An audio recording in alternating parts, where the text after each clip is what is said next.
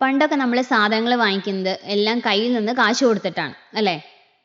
എന്നാൽ ഇപ്പോൾ നമ്മൾ ഫോൺ പേ അതുപോലെ ഗൂഗിൾ പേ ആണ് ഒക്കെ ഉപയോഗിക്കാറുള്ളത്. എന്നാൽ ഇങ്ങനത്തെ ട്രാൻസാക്ഷൻ നടത്തുമ്പോൾ എപ്പോഴെങ്കിലും നിങ്ങളുടെ കാശ് കയ്യിൽ നിന്ന് പോയിട്ടുണ്ടോ? എന്നാൽ കഴിഞ്ഞ ദിവസം എനിക്ക് ഇങ്ങനെ ഒരു പ്രോബ്ലം ഉണ്ടായി. നമ്മൾ ഗൂഗിൾ പേ വഴി ക്യാഷ് ട്രാൻസാക്ഷൻ ചെയ്തപ്പോൾ നമ്മുടെ കയ്യിൽ നിന്ന് കാശ് പോവുകയും എന്നാൽ ഷോപ്പിന് അത് കിട്ടുകയും ചെയ്തില്ല. എന്നാൽ ഇങ്ങനെ ഒരു പ്രോബ്ലം വന്നാൽ നമ്മുടെ കാശ് തിരിച്ചു കിട്ടുന്നതിന് വേണ്ടിയിട്ട് എന്താണ് ചെയ്യേണ്ടത് എന്നാണ് ഇന്നത്തെ വീഡിയോയിൽ നമ്മൾ പറയാൻ പോകുന്നത്. ഗൂഗിൾ എടുത്തിട്ട് NPCI റിഡ്രസൽ മെക്കാനിസം എന്ന് ടൈപ്പ് ചെയ്യുക. ഇപ്പോൾ നമുക്ക് ആദ്യം വരുന്ന website UPI dispute redressal mechanism click ചെയ്യുക. അപ്പോൾ നമുക്ക് ഇങ്ങനെ ഒരു വെബ്സൈറ്റ് വരുന്നതാണ്.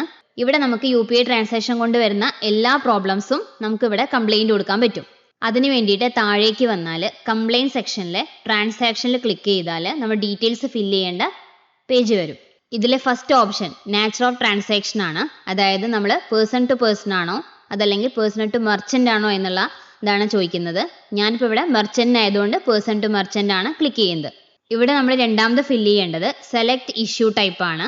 അതായത് നമ്മൾ ഏത് പ്രോബ്ലം ആണോ ഫേസ് ചെയ്യുന്നത് അതാണ് ഇവിടെ സെലക്ട് ചെയ്യേണ്ടത്. അതായത് amount debited but not credited, നമ്മുടെ കയ്യിൽ നിന്ന് ഡെബിറ്റ് ആയിട്ടുണ്ട് പക്ഷേ അവിടെ ക്രെഡിറ്റ് ആയിട്ടില്ല.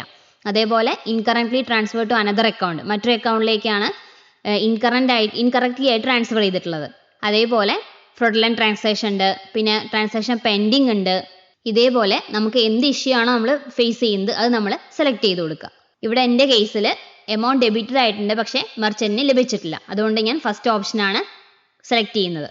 നെക്സ്റ്റ് നമ്മൾ നമ്മുടെ ഇഷ്യൂ ആണ് അവിടെ കൊടുക്കേണ്ടത്. അതായത് എന്ത് പ്രോബ്ലം ആണോ ഫേസ് ചെയ്യേണ്ടത് അതാണ് അവിടെ ടൈപ്പ് ചെയ്ത് കൊടുക്കേണ്ടത്. 500 ക്യാരക്ടറിന് താഴെയായിട്ട് ബ്രീഫായിട്ട് കൊടുക്കുക.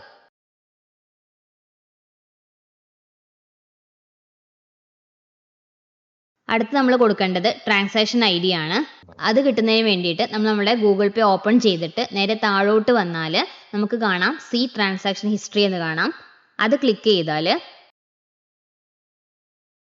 അവിടെ നമ്മൾ ചെയ്ത എല്ലാ ട്രാൻസാക്ഷൻസും കാണുന്നതായിരിക്കും.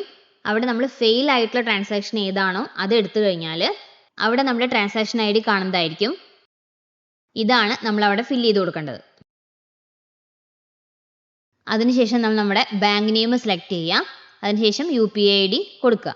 UPI ID കിട്ടുന്നതിന് വേണ്ടിയിട്ട് നമ്മൾ ഗൂഗിൾ പേ ഓപ്പൺ ചെയ്താൽ അവിടെ സെൻറ്ററിലായിട്ട് കാണുന്നതായിരിക്കും.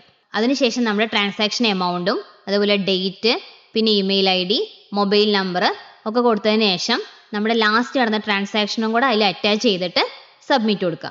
ബാങ്ക് സ്റ്റേറ്റ്മെൻറ്റ് നമുക്ക് ബാങ്കിൽ പോകണമെന്നില്ല, അതായത് അവരുടെ തന്നെ മൊബൈൽ ആപ്പിൽ നിന്ന് നമുക്ക് ലഭിക്കുന്നതേ ഉള്ളൂ. നമ്മുടെ വീഡിയോ ഹെൽപ്ഫുൾ ആയെന്ന് വിശ്വസിക്കുന്നു. നമ്മുടെ ചാനലിലെ വീഡിയോ ആദ്യമായിട്ടാണ് കാണുന്നതെങ്കിൽ നിങ്ങൾ സബ്സ്ക്രൈബ് ചെയ്ത് സപ്പോർട്ട് ചെയ്യണേ. Thanks for watching.